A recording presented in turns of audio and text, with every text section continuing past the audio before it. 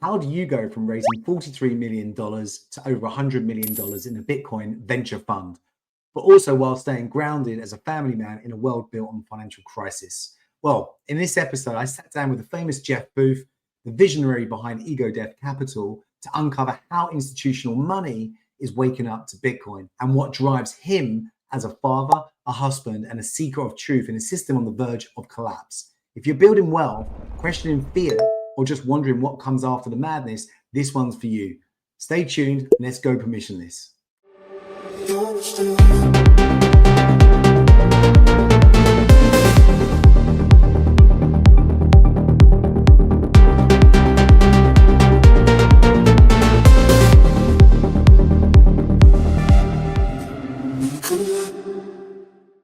Jeff, thanks so much for joining me today. I mean, to be honest, I'm like I just said to you on the opener just then, I'm beyond excited to have you on Go Permissionless. It's a real honor, I have to say. I've been following you for many years, and to actually have you here live with me now is just phenomenal. So thank you. Thanks, Simon. Pleasure to be here. How are you today? You well? Really great. Fantastic, fantastic. So Jeff, look, before we sort of crack on with this, I thought I'd do this slightly differently in that it's not your regular questions. There's going to be a few that you've probably done before, but we want to sort of deep dive and sort of get to know who really Jeff is a bit more, if that's okay with you. So before we sort of go into sort of big ideas with sort of Bitcoin, capital markets, deflation, can you just tell us a little bit about you as a person? You know, what grounds you outside of work, family life, perhaps, daily routines, anything that really helps us understand who Jeff Booth really is?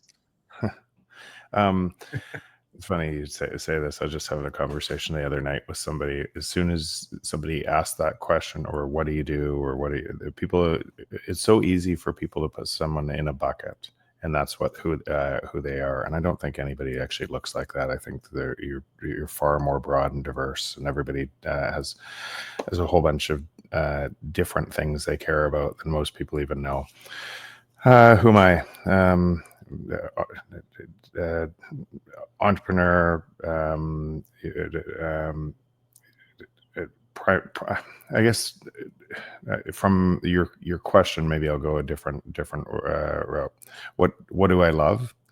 I love hiking, volleyball, skiing, surfing, spending time with friends and family, campfire, guitar, just about random things. I own a trap cabin that's 2,500 square miles that people wouldn't actually put me in a bucket of doing that. And wow. I did that just so 10 friends and I could build cabins out in the middle of nowhere, and so crazy stories, but just lots of different interests, tons of different interests, curious about just about everything, and a long road of making mistakes, but having a really great friend groups, family in my journey. I love that. And can you just tap into a little bit of when you sort of started on the entrepreneurial journey? When was that? What sort of year and what business was that? Well, that was right out of, in fact, I dropped out of university and I had this only thing I could think of to go into quickly, was I then took the real estate course to go into real estate. I joined 100% house in that time in real estate. That meant paying a desk fee, making 100% of your commissions, but not having any training, not having any idea what to do, because I was very young compared to most realtors, and all my friends couldn't afford to buy. So I opened up the phone book on day one and literally started dialing for, would you like to buy real estate, or do you have a home to sell? I had no idea what I was doing. Just made tens of thousands of calls, got better and better at that process, realized all the things I was doing wrong. A lot of the different things I would do. So that was my first entrepreneurial journey. It started off terrible. I started off terrible because I was running out of money to pay desk fee, and my parents had kicked me out of the house because I dropped out of school to do this. And so I was eating ramen noodles, living on fold-up furniture, and doing everything I could to survive. Um, uh, my, we were really close as a family. If I ever needed something, I could have probably gone back, but it was them kind of pushing me out of the nest. It turned out, uh, doing very well in real estate. And in time, it was just, if you had two things going for you, if you didn't take objection as you're bad, if you really cared about trying to help somebody, and you would outwork everyone else, you could do very well in real estate. So I did extraordinarily well. Ended up buying or co-founding a real estate company, which was a horrific disaster. Wow. And just because not all Was it a realtors bad work. time or No, bad time of it's year, or? just I thought everybody would kind of work like I did, and it turned out that that's not the way the real estate office was run and everything else. Most people don't. There's a very much it's probably a 90-10 rule, where 10% of the realtors make 90% of the money. In real estate, it might even be more than that, because they do that, they outwork, they create processes. And then from there, I started a building company. Then I started a technology company solving the problems in the building market, and so kind of that was the path, my path. Well, it's interesting because one of my first jobs was selling advertising, and I think I had no idea that you did real estate. And when you said picking up the phone and the black book, I mean, that's real grit and grime of. I believe, and you probably agree. I mean, it's literally if you can sell and you can pick up the phone and speak with people, it just makes you so much stronger within any part of the business, right? I think sales is so important. I think if you can do that in any part of your career, and I speak to people all the time. A part of my show really is a lot of youngsters started watching, and it's about how do entrepreneurs survive the beginning parts of their life. And the biggest question people always come back with or answer is always sales. Once you can pick up that phone and speak with people, it's just such a powerful medium for the rest of your life, you know? Yeah, and I think really great sales is two things: ego drive, meaning you're not afraid to pick up the phone when somebody hangs up on you, right?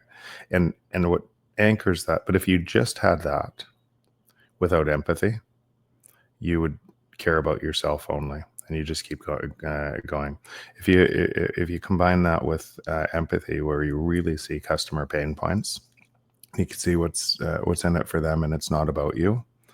Then those, at least what I've found from hiring a lot of salespeople through those two pieces, which feel like opposites. If you just had empathy, you're too scared to pick up the phone, or you're too scared to make the next call, it takes too long. But if you have both of those paired, those people tend to do very well in sales, because it's all about somebody else, but they're not afraid to keep going. I completely agree. And I've seen both sides. And when you see the big ego that drives you, they're generally the guys that normally burn out or just don't succeed towards the end. Or burn out right. or burn out all of their relationships, that they never make it easy for themselves, because they're constantly burning people. Absolutely. So look, let's rewind the clock before Ego Death Capital. We'll go down a bit more into that for people that don't know about it. Before the price of tomorrow, what values or life experiences from your sort of early days, I guess, helped shape your deeply contrarian thinking on money, but also technology?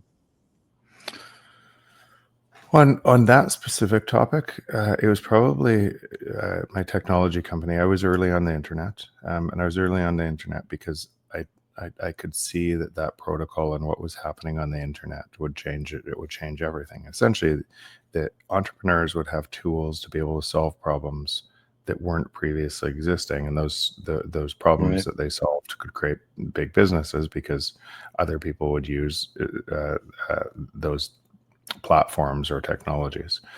So I went into that, created a company. A backstory there. One of my clients in my building company, I failed to deliver their house on time.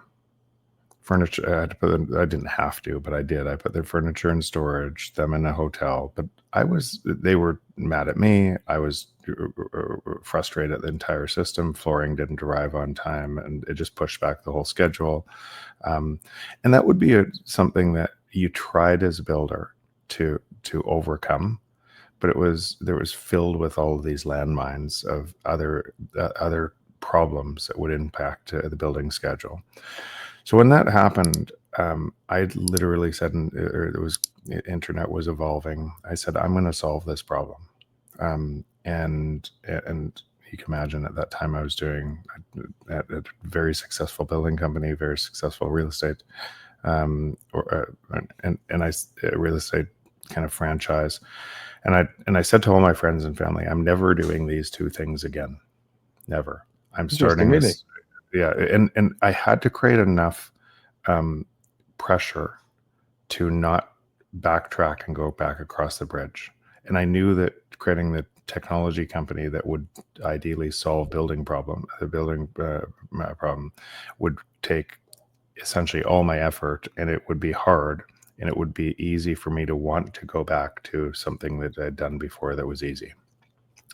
So by setting up that bar, it drove me to, so it started funding it with my own money, then friends and family, and it's created essentially what was Build Direct. And through 17 years and .com crash, 2008, all these different cycles, I built that business to one time over $500 million in value. Wow. $120 million a year in sales, growing extraordinarily fast. Did you sell that business, or did you keep it still? I round tripped it. I left that business after I put debt into it, and the debt wanted to own it with just me, and that meant wiping out all my friends. So I said, I'm not going to do this, and I walked away with zero, and he wiped me out too. So the different story, but you can imagine doing that in where technology was at the time, where markets were at the time, and all the different changes, where I was as an entrepreneur, not knowing this industry, not knowing that part of this industry or technology. You have a lot of things stacked up against you, and a lot of those things are actually inside you. You just end up making mistakes, and you learn from them, and you hope not to make the same mistake over and over again. But do you found that made you a lot stronger going through that whole period, that business of sort of making loads of money? And that's actually what I want to kind of highlight. When you asked the question, you asked specifically about technology and what drove the price of tomorrow. When you started asking the question, though, I actually thought way broader. And here's how broadly I think. All of the things in my entire life, all of the people in my entire life, good, bad, and different, all helped me get to that spot. Right. And every single one, and I look at life through that lens of if every single person who comes into an interaction, you can't help but be somewhat changed. So really close people in your life, they're part of you, right? They're part of this thing that you believe that is just you, and it's all of these people who have, you could say, helped put you exactly where you are. Now, you had a contribution to it too, in changing and seeing this, and so that's how I look at anyone I would want in my life, spending any time, that it would look like that for two ways. So when you take out kind of when I look at that wouldn't have happened. Nothing there would have happened without all my friends, without all my family, without all the different mistakes I'd made to get to that point. And then I made a different choice with all of that knowledge, and did that. And so, that's a good answer. Thanks. I love that. It's just you're just learning as you're going, and you needed those. But it's real. It's in this podcast. I'll take something away from our conversation in this podcast, and it'll probably forever change me, and vice versa. I see people in that way. I see their beauty and their impact on me, and I carry it forward. And so that piece of that whole thing led me to see, or really to question, if technology was moving so fast, if the things I was building were becoming more and more efficient, but that was a base layer of everything. Every company I knew in the technology industry was doing the same thing, essentially solving problems, solving scarcity, providing more value. And what I just described has to be deflationary. So I started asking, where does inflation come from? Like, why is it we believe that we have to live in an inflationary system to be able to survive, which just didn't make any sense. And so as I asked those questions, and as I could see technology was moving faster and faster, and the natural state of the free market, unencumbered, would be just us trading together and prices falling faster. I continued to dig down deeper and deeper into the money system and how it was wired, and for probably 10 years, I was hoping somebody else would write the book I wrote, and I was actually I was trying to get people to write the book I wrote, and nobody did. And I was watching news, I was watching everything happen. I was watching my technology friends talk about getting very, very wealthy, but not touching the core issue of it all. And I looked forward and said, what will the world my kids grow up in look like if this is the path? And that's what compelled me to write the book. I did not want to be an author. I did not want to write the book.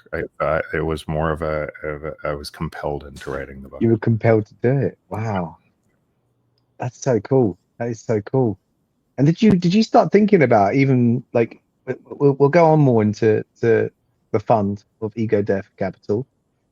Have you always had this conception in your mind about Bitcoin, even before? I mean, when did you first get into Bitcoin? What year, if you don't mind me asking?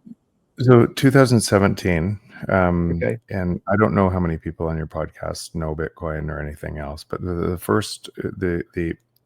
I had a very strong technology team, and they were begging me in 2011 and 2012 to look at Bitcoin, and I was close to them, so I missed it too because I was too busy building my business to pay attention.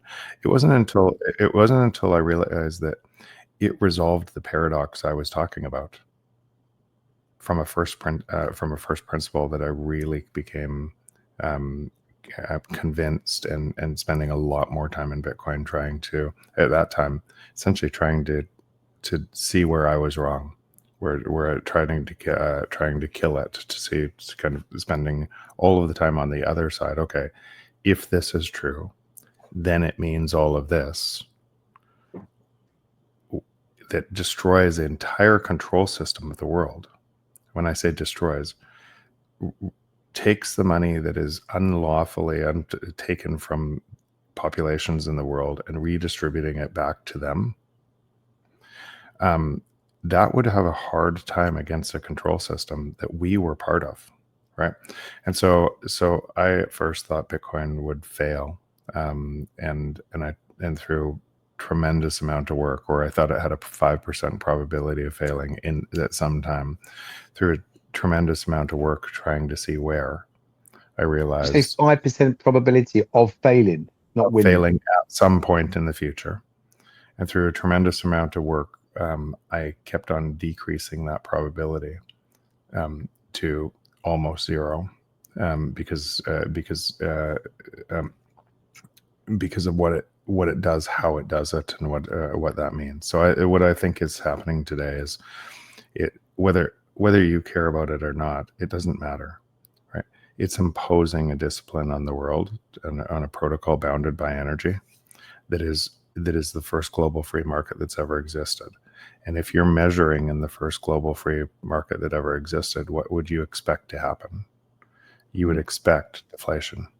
You'd expect exponential deflation as productivity increased. And so if you measure from Bitcoin, what you expect to happen is happening. Prices are Well, falling of everything relative to Bitcoin. yeah.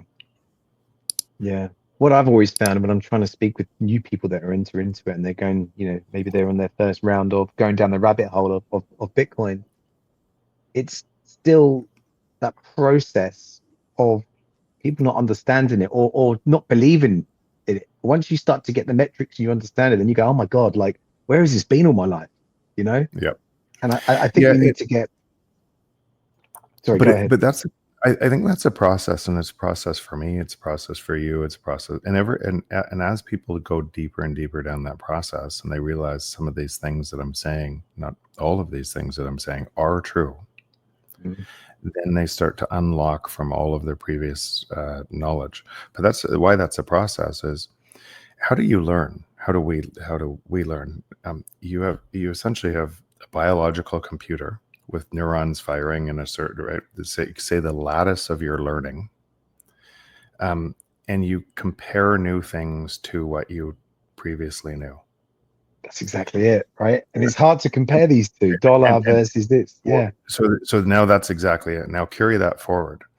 If in 5,000 years of human history, we've always lived in a centralized control system that would get worse and worse and worse, because it was always built on that you never had a global free market. You had a local free market that would put other people in slavery to extract gains. And if you were in that local market, it appeared you were winning. But if you were in the slavery market, it was essentially put into servitude to feed your market, it would appear you were losing. So we've always lived in the, so sun never sets on the British Empire is that.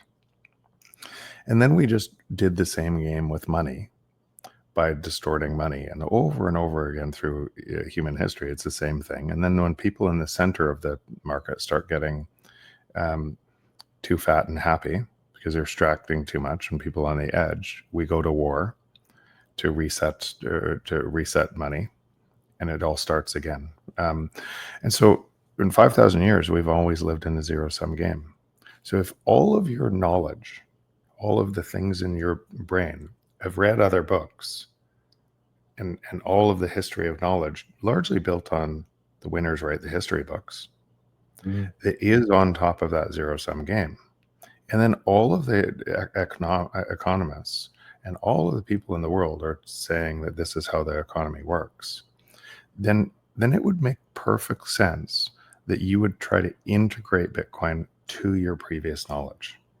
And that would be hard, because it's exactly the opposite system. It's never been there before. It's never. And so what's really important in Bitcoin, what I find most curious is how many people do that. Even though I say it on these podcasts over and over and over and over again, it is a different system. The natural state of the free market is deflation. A credit-based system requires inflation. Those are opposites. They cannot coexist. But the understanding, from my perception, is they are trying to coexist now, right? So you got the credit. They can't coexist. They can't. They can't. So just keep saying that they cannot coexist. One eats the other, no matter what. So if you're pricing Bitcoin from a fiat instrument, you are part of a centralizing system. So you're saying the future, if Bitcoin takes over, it will eat fiat hands down, no matter where we are in the world. Completely, unequivocally, everything. It reprices everything into it, and it provides a system of abundance, a free market of abundance to every single human being on the planet. It is a totally different system, one that's never been seen before. And I'm not saying might. As long as it stays decentralized and secure, which if you take action, if you take agency and run a node and understand what's happening, you can contribute to it staying decentralized and secure. And so once you understand that, you realize that it is repricing everything. You don't have a mental map. You don't have a mental map of what I'm describing. It touches everything. And the two systems are incongruent together. They cannot, both cannot exist. So if we do corporate treasuries and institutions, what sort of threat, just linking in with that, because this is something that's been on my mind all the time. Like they're saying that you can't take over the Bitcoin network, even with institutions piling in. But surely do you see that as a threat? Or is Yeah, it more of a pro for the network? so both. And here's I'm going to simplify this. Like we could talk all day long about this, but let's start at the highest level. If you couldn't kill Bitcoin, if you were the biggest state actor on the planet, and your power to be a state actor, your military power, everything else, if it relied on broken money, essentially you stealing from other people faster to concentrate power, wealth and power into a very small base. If it required that, and if Bitcoin disrupted that, then you could expect every attack possible on Bitcoin, right? You'd have to expect, like, the attacks people are talking about today and everything else, you'd have to expect so much more trying to kill this. And that's what we've seen for the last 15 years. We've seen backdoor attacks. We've seen a whole bunch, like most of these attacks were like face on China trying to ban it, US backdooring through regulation and everything else, putting people in jail, trying to ban it, making people scared of it. And it kept on going, right? FTX might have been, right? How do we scare people so that it might have been a false flag to be able to try to regulate it out of existence. If you tried all of those things and it didn't work and it kept on expanding and putting in giving a global free market to anybody who wanted to move to it, and it kept on moving and moving and moving, what would be your next move? I'll tell you, you would co-opt it. You would try to co-opt it. Can I just say, I was going to say, what stops and this has been something, I had a beer with a friend the other day, and he said, what stops a country just printing the money, like America, and buying 99%? Yeah, so what happens when I'll answer your first question first, then we'll go on to mine. You'd co-opt it. So answering your question, the more money you print, the less value your dollar is, and you buy less and less and less and less and less and less. How much Bitcoin can Venezuela buy by printing the money? Printing the money is just a piece of paper, and as you print more money, everything rises against the piece of paper. It's not money. It's people believe it's money, but if you distort that money, people stop believing it's money, and they throw it out.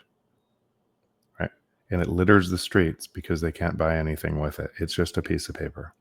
And if you keep on saying that, you realize that printing money doesn't give you any extra power in this. It does short term, because most people believe that has value, and before you didn't print as much money. Yeah. But as you have to print more and more money, people's ideas, just like I said, we change. This podcast, what we're doing is people will now take that idea and think, wait, it's just a piece of paper. If they print more pieces of paper, I won't believe in the piece of paper anymore. Right? So think of that on two spectrums. They don't print any money. The piece of paper is more valuable. Well, actually, it's not, because it's a credit-based system and the whole thing would fail. But they print tons and tons of money. Nobody believes in the money anymore, and they change to a different money. That's what's happening. And do you think Bitcoin will be the answer to that globally, especially in the Western states? So it's absolutely the answer to it. That's why I'm saying it's repricing everything. But now let's go back into the question I was saying. So what would you do? You would co-opt it. You would build the rails to it, so people used your money instead of Bitcoin, and you'd say, we're going to regulate this because we love it. Right, which is where we are now, really. Well, of course we are there. That's what, and so what would people do in that case if they didn't know that they could go into self-custody themselves? They would trust other people holding their Bitcoin. Right? And they would measure Bitcoin price going up instead of all prices falling against Bitcoin. And they would take further and further risks, and they would centralize. And a lot of people who held Bitcoin today would sell back into that other system because now they were rich in pieces of paper. Yeah. And if you did that for long enough, and you were, and if you were, and you convinced people long enough, and no one held in self custody, no one ran nodes because they all did that, then you could go up to Bitcoin. But if you understand how this is going to play out, there's too many people. Once something's known, once something enters into a knowledge base, and other people know this, and this is what we're talking about right now. Once it's, then people have an opportunity to discover for themselves, and they can ask the same questions I've asked. And as they do, they'll run nodes, they'll go to self-custody. A lot of people won't.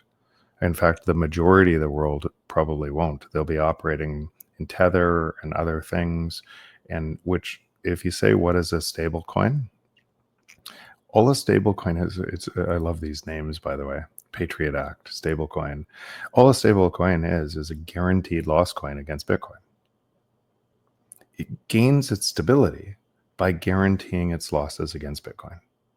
Guaranteeing its loss against Bitcoin. I love that. Interesting. Right. Comparing that with a stablecoin. Wow. So, but a lot of people, because they just fall for the marketing of a system that is designed to steal from them, they will believe in that system, and they will centralize, and they will take their own risks. But you don't have to. You don't have to. If you go into self-custody, instead of paying somebody to hold your Bitcoin and incurring a risk for them to do that, you don't have to. You can be in self-custody, and you can run a node, and you can audit this entire network. And the more and more people that understand that, which is going to happen, then you've resolved this paradox. They can take their own agency, and it doesn't matter what anybody else does. And do you think we're at that? Bitcoin stays decentralized and secure. And do you think we're at that point now of mass adoption where we talk about, I keep hearing, and the network effects, Facebook, WhatsApp, once you get past a certain number, are we there now where we're now going to the next level of adoption? We've been there since 2013. Nothing's Really? changed. Nothing's Really? changed. But you've got more. You've got more institution coming in. So that's got to be more buying power, more network effect in my mind. That's how I'm seeing it. Yeah. So yeah, there's absolutely more network, but this is network effects, not like Facebook or Amazon. This is network effects on the protocol layer. Yes. Very different. Yes. But the network effects don't accrue to a company. So then they accrue to everybody as long as it stays decentralized and secure. You are part. If you own a part of Bitcoin, you own a part of all future production in the world forever. Now, I suspect many people who own Bitcoin today won't stay there. They'll sell back into the fiat system because they're so used to it. But if you're spending in Bitcoin, if you're holding Bitcoin, if you're contributing, if you're taking your paycheck in Bitcoin, you're part of the first global free market that's ever existed. And as more and more people understand their own agency in that, that's why it's unstoppable. Now, if you just ask that question, and the other question that we were talking about, the 5,000 years of human history and how different this is, then if you just said kind of level 0 to 10 on people understanding Bitcoin, what we're talking about right now is probably level 10. But there's a whole bunch of new entrants and 8 billion people just understanding this, right? There's a whole bunch of people that are level 0 and think it's a scam still. There's a whole bunch of people in level 1 that are still trading in altcoins and crypto and nonsense. There's a whole bunch of people at level 2 that are doing that in an inflationary world, and they think that the Fed controls them and all of these. So as you go down deeper and deeper, and there'd be way more people up there than lower down and deeper down the rabbit hole that are kind of talking like I'm talking. But it's a process of of changing your mind, changing your understanding to what the world's always looked like, to where it's going. And that's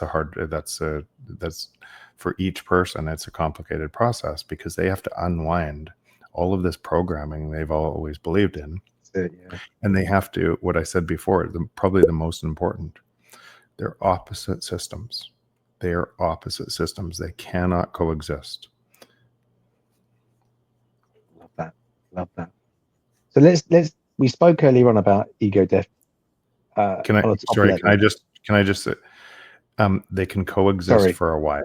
I just need to clarify that they can coexist for a while, but they can't coexist long term. One system has to take the other one. So this is a transition period at the moment. Is there a set time on this in your mind? Is it a 20-year period? Is it a 5 or a 10? What? It's probably more than 20 years, because and it's probably more than 20 years because it's too hard to understand. It's us. Bitcoin isn't the change. We're the change. Right. And so how many people, I will go into this in a second, how many people are talking about spending all of their time worried about what's happening in the world, all of their time doing that, and reinforcing what's happening in the world. Mm. Right. Because they're living in that system that is designed on theft. Mm. So if you just simply ask that question, what does that look like? It looks like that until those people have stopped contributing to that world, and they're starting contributing all of their time to a different path, and that's going to take a long time. You've got me thinking in a different path, which is just insane. I've never looked at it from that angle. You just see it as, well, in my opinion, you see Bitcoin growing. Then I've got this network effect in my head, and it's getting big. I'm still trying to convince other people to join this beautiful thing. And you're starting to see more and more things built on the protocol. Before, if you went back years ago, no one was building on Bitcoin. It was just it was a store of value with a transactional metric, if you like, in there. But now, and we'll come back to this, what I was going to say earlier on, that was your fund, Ego Death. It's really interesting. Obviously, you guys raised, I think it was 43 million on the first round, and do correct me if I'm wrong here. And that's now grown to over 100 million, 27, right? $27 million. 27 in the first fund. Yeah. And 100 million on this latest round in July. And then Brilliant. And what's been the sort of the biggest shift in the sort of type of LPs that you're seeing come in between those sort of two raises? Is it more traditional players, family offices, or something else? Yeah, so I'm gonna start first, and for those who haven't heard me say this before, but Bitcoin, in my version of Bitcoin, or what I believe it is, these 5 words or these 5 concepts tied together: open, decentralized, secure, protocol bounded by energy. Specifically to what you're talking about now, I'm going to talk about protocol. And so what we saw, as we started Ego Death, is this wasn't a technology. Technologies are winner take most. Protocols are winner take all. And protocols come in layers. And the first layer of a protocol does something very narrow. So TCP/IP is an example, developed by DARPA in the late 60s. Now, I'm simplifying it a bit because it did a couple of iterations before it became that. But the original part of TCP/IP that was developed by DARPA in the late 60s was essentially technology that could survive a nuclear holocaust to provide communications. And it was so robust, so impossible to break, right? It did one very narrow thing, and that was it. And then because it was an open protocol for that, more layers got built on top. And each layer went through the exact same kind of process. It hardens, does it work? Does it break? It's open process as more and more people build to it and try different things on top of it. And so it gains the ability from the first layer, and it extends that protocol into a second layer to achieve additional functionality, some trade-offs, but additional functionality. If you just watch that protocol stack, from TCP/IP to HTTP, which was the fourth layer, or you could say it seventh, but let's just simplify it to say fourth layer, by Tim Berners-Lee in 1989. That is the same protocol stack we're using right now. It's the same protocol stack you use on your iPhone. It's the same protocol stack you use everywhere. And it is the protocol of winner take all. You have no choice. You're on the internet or you're off the internet. North Korea, everybody's off the internet, right? And so what happens to their society? It looks very different. Even China is on the internet. If you had a VPN, you can access the entire internet, and nobody can stop you. So it's an open protocol that anybody can access, and it changes everything. And people misjudge them because they look at the functionality that it did at the time that they're talking about it, and they project the present into the future without understanding the change that's coming. So if you go backwards, when we started the fund, most people were talking about crypto and Bitcoin couldn't scale and all of these things, when we knew for sure this was moving into a protocol. You had Taproot, you had Lightning, you had these things that were layer 2 and starting to open up functionality for Bitcoin to extend its just decentralized secure protocol bounded by energy. It could only do that, but it couldn't scale. But you knew that it would scale, that it was early in that scaling, and that there'd be all of these things built on top of it. So at the time, we raised our target of the fund was 30 million. I think we had at one time over $40 million in commitments, and then FTX blew up, and I think our first close was 11 million after. So it was a hard, because most people didn't believe it at that time. But why we targeted 30 million is, instead of billions of dollars like was happening in crypto and VC land, was because this was so early, and you had to and you had to spend the time with those entrepreneurs, helping those entrepreneurs, or going really deep on what this would look like, and which ones would win and what that would look like. So we did that, and that was so successful. And it wasn't just us. I want to be careful there. It wasn't just us. There are other Bitcoin only VCs, other open source grants and such into this. It was so successful that you had just this Cambridge explosion of entrepreneurs and different companies, and some of those companies were created the foundation layers of second and third layer protocols that are now extending, and so it just was totally natural to raise the next fund, because now we're seeing the companies we seeded grow extraordinarily fast, and an entire new ecosystem developing on top of it. And it's maturing really quickly. Yeah, it's maturing really fast. I still can't believe that one of the companies we founded, and I'm borrowing this, we not founded, backed, Roxham. I'm borrowing this from him, and it's an exchange backed. Essentially, instead of NASDAQ on paper money, or New York Stock Exchange on paper money, you have New Exchange being built up. Their backbone is Bitcoin. But in time, you'll be able to trade Apple on the Bitcoin. So people who believe that Apple is going up, it's actually going down against Bitcoin, can make the trade. And you can imagine how much Bitcoin the companies like this can acquire by being long on Bitcoin versus being long on Apple. So things like that happen. But what he said specifically was really kind of cool. He said he's from Venezuela, and he said there's a lot of people who protected themselves in Venezuela from currency devaluation by buying US dollars.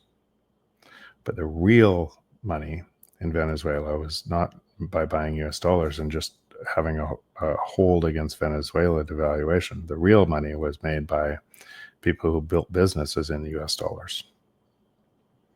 And so that's what our fund is doing. You're building businesses in Bitcoin, and what we think is today, every single person lives in Venezuela, right? And we live in Bitcoin.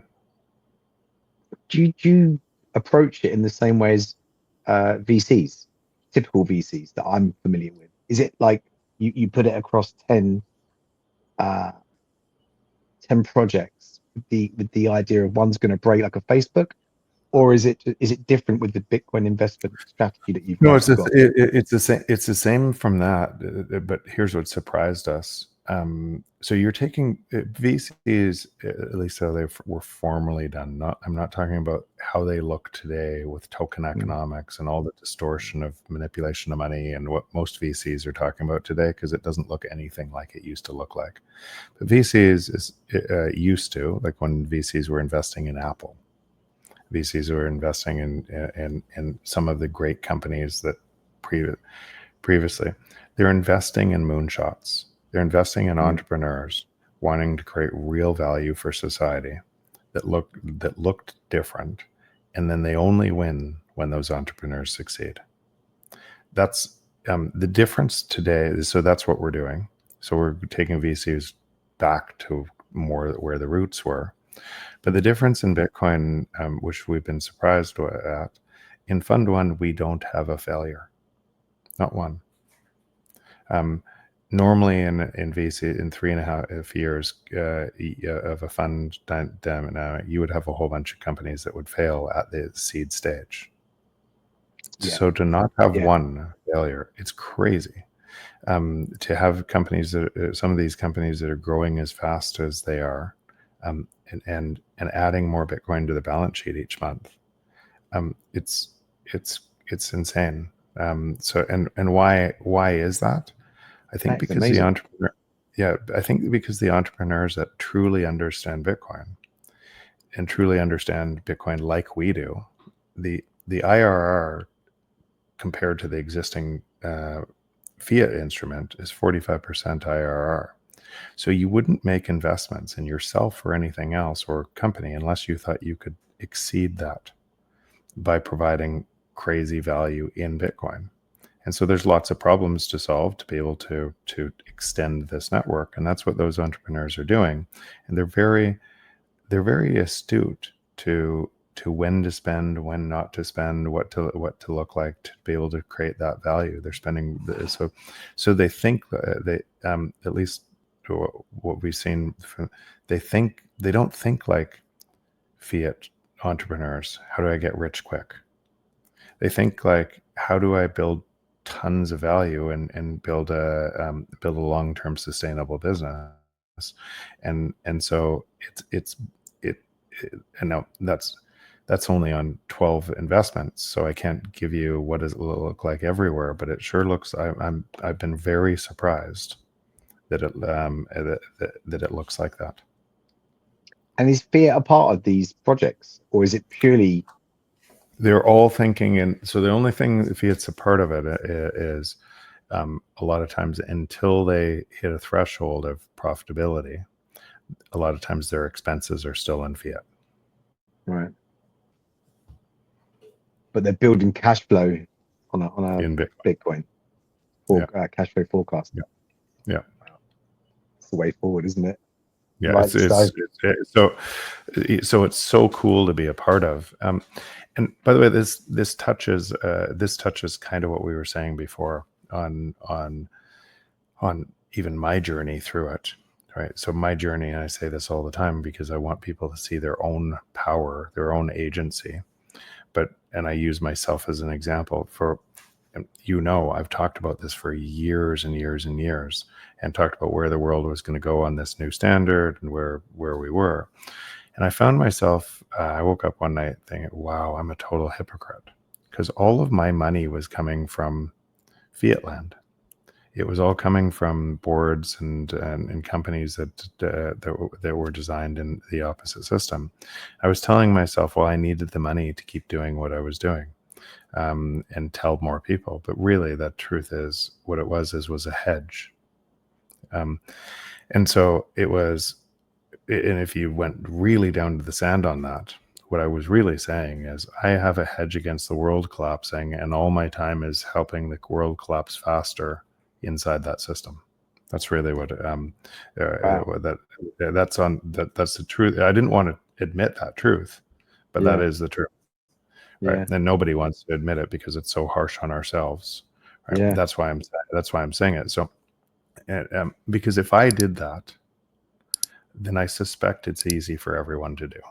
Right. And I'm not blaming sin, but you make the move whenever your time is. But I know I did this. And what I couldn't see at the time, this is actually the reason we started Ego Death, because I couldn't live with that hypocrisy. I had to move my time, or more of my time, into the system. But by moving more of my time into the honest system, I would have never seen all of the things I see today. All of this was blind to me. I wouldn't have seen how fast Bitcoin was developing. I wouldn't have seen how fast the protocol was emerging. I wouldn't be influencing those companies to help bring this. And so what is interesting is, by moving my time, you don't just bend reality for yourself and see all of this opportunity. The world totally different, and how much each of us are a part of it. Right? You have agency to see that, and it expands that time. So it's if I look at me now versus this, remember, and I'm not trying to convince anybody here, go in your own time. I'm just saying, for me, there's no way I could have seen what I see today from my previous reality. You have to traverse into this new reality and where you are. Yeah, there's no way I could have seen it. I wouldn't have seen how abundant it is, how fast it's coming, how beautiful it is, how all of these things. I would have still been talking from the fiat lens. It takes time, though, doesn't it? Yeah, that's why it takes time for each. It takes time for each person. Something I very much understand. So the money that you get for these the money you're investing into new projects, this is completely off grid, but it's relevant. Are you paying them in Bitcoin or the assets under management? So we have to, as a venture fund, we have to take fiat. It's regulated to fiat, and then and the other thing is, we would rather, because we only call capital when we make an investment. So we would rather our LPs to hold Bitcoin, and more so. And by the way, regulation is going to change eventually, and this is going to be easier and easier. In fact, some of our companies are driving that forward. But for now, at least in the US, you call capital when you make an investment. Somebody else holds their Bitcoin. You call fiat, and then you essentially turn it into Bitcoin. So the profits they're making, that's then reinvested into Bitcoin to grow. Exactly. So and we have a different. Each company has a different. We help them in some of this, but it's ultimately up to them. We coach, but a different treasury strategy. Some, if they're going to spend $1 million in the next year and they have $3 million in cash, many of them will move a bunch of that to Bitcoin. And keep enough to, and so they extend their runway by doing so. Well, I'm seeing, and sorry, I know we're cautious on time here, 51 minutes. So I've got one last question, but I'm seeing it in the UK with even small SMBs that I know that are in Tech City in Shoreditch in East London are taking money. They've heard it through the grapevine. They're starting to buy into Bitcoin and understand the protocol. And they're now taking thousands and thousands. I mean, I met a guy the other day, he's got a building company. He's taking money out of real estate, sold a lot of his real estate portfolio. And he's quite new to Bitcoin, but he's sold, I think, 10 properties, put it all into Bitcoin on the balance sheet with under the business name, the limited company. It's like, it's happening now, right? It's crazy. Yeah, it's happening now. It's so early though. In really, so if you think about how this happens and how it deepens, and what I talked about in myself, what you probably see in you, and each step you take, and you deepen your knowledge, and then you move more time, more energy, more money into Bitcoin, into that honest system. But it starts slow. The first time for everybody, it's the same. A lot of times they hear it, they know it's true and everything, and then they wait for price to go down, or it's too complicated, and they don't do it. And then they get mad because price went up, right? And they or relative to the fiat going down, and so then until they actually make that decision to do it, and then watch it, learn more. It's just and you think how early we are, because most people I know are still at that stage. Yeah, that's amazing. Jeff, this has been literally, I mean, mind blowing for me, and I hope obviously for the people that have been watching, but it's an absolute, and I mean this from the bottom of my heart, privilege to be able to be sitting here and having a chat with you. You're just so intriguing and so interesting. You've just got a deeper way of communicating these points across. And like you say, we're early, and all this information is so valuable. I'm going to leave it on a positive note. I want to drop a very quick joke, which I don't think people do on podcasts. I think they need to liven it up a little bit. So quick joke. What did the fiat dollar say to the Bitcoin after losing the debate? Tell me. You're just not making any sense anymore. Boom. Great dad joke. It's exactly that, isn't it? My kids will be spinning now, wouldn't they? Yeah. But Jeff, honestly, absolutely amazing. Thank you so much for giving me your time. It means a hell of a lot to me, and hopefully we'll be catching and crossing paths very, very soon. But just a quick one: how can people get hold of you and follow Ego Dev Capital? Well, I say this often. It's important. I'm just on Nostr now, but so if you go into jeffbooth.ca, my website, it'll always name the kind of, if I'm on any social platform, it'll be listed there. So my pub key on Nostr is there. Do not follow anybody who's not double checked from there. I'm not on Instagram. I'm not on Facebook, and there's just tons of scammers out there. I will never ask you for money. Or you could send me a note to jeff@egodeath.capital. Fantastic. Thanks ever so much, Jeff. Appreciate it. Have a fantastic week. What's left. Thanks. Take care.